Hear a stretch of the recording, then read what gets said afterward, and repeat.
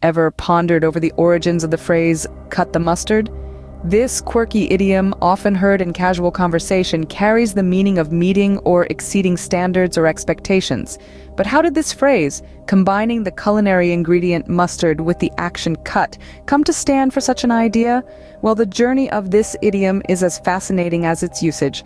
The phrase "cut the mustard" is primarily American in origin, and its first known written usage dates back to the late 19th century. It's believed to have sprung from the western part of the United States, where the English language, much like the Wild Wild West, had its own set of rules. The phrase is thought to have evolved from the earlier expression, "the proper mustard," used to denote something of high quality. The term mustard here was likely a reference to the condiment's pungency and its ability to add flavor, thus symbolizing a spicy or interesting quality. As for the cut part of the idiom, it's speculated that it might have been derived from the process of cutting or grinding mustard seeds to create the condiment. Thus, to cut the mustard would mean to produce something of acceptable quality or standard. Now, isn't that a flavorful twist to the evolution of language?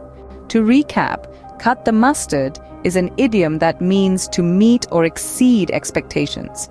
It's believed to have originated from the western United States in the late 19th century.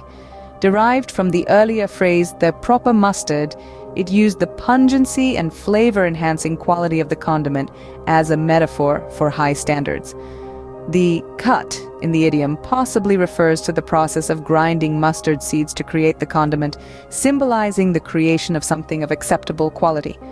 So, the next time you hear someone say they cut the mustard, you'll know they're not talking about their culinary skills, but about meeting the mark. Language indeed is a fascinating field, full of surprises and hidden meanings. Just like a spoonful of mustard, it adds a dash of spice to our conversations. Keep exploring these linguistic nuggets and enrich your vocabulary.